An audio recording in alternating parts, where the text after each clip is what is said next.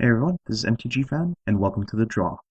Today we're going to be looking at the Mirrodin Besieged spoilers, and how some of the cards will impact Standard. Let's play! Going along the color wheel, let's have a look. Hero Bladehold is quite good in Limited. I'm not sure if she'll see play in the quick pace of Standard, however. Leonin Relic Wanderer reminds me of Tidehallow's Skreller, just a bit more conditional. Not sure if this one will hit Standard, but it's nice removal in Limited. Master's Call is strictly better than its cousin Join the Ranks. If a mirror deck bursts out into Standard, this will likely be in it.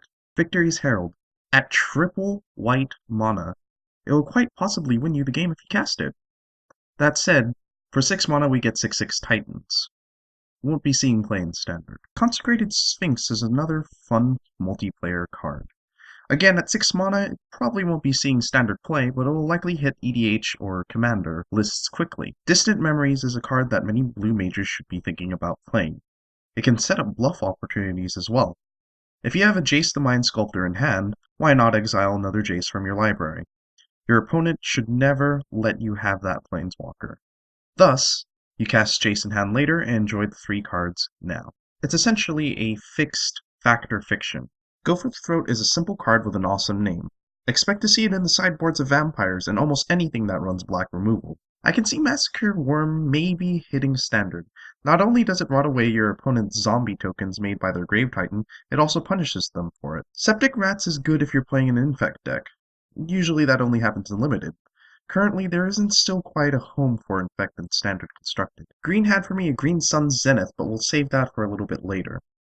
Glissa the Trader strikes me as an odd card.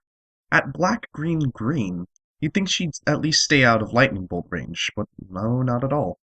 The first strike and Death Touch is still rather powerful. Here we are with Tezzeret, Agent Bullus. Tezzeret seems to have lost his care for anything that isn't an artifact, his first ability filtering out anything that isn't shiny metal.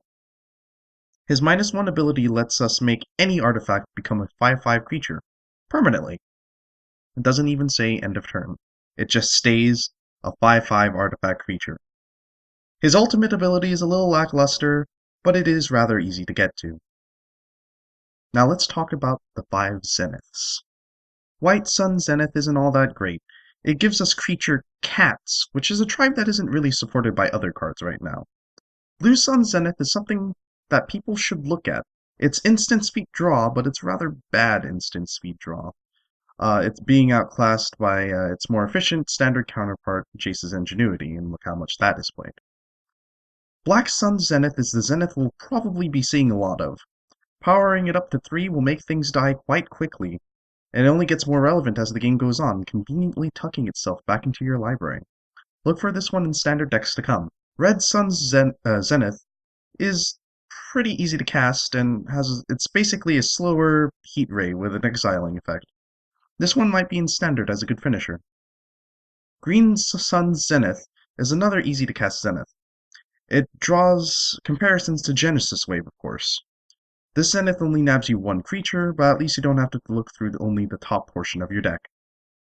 We'll be looking at artifacts and lands from the Mirrodin Besieged soon as well. This is MTG Fan. We'll see you next time on The Draw.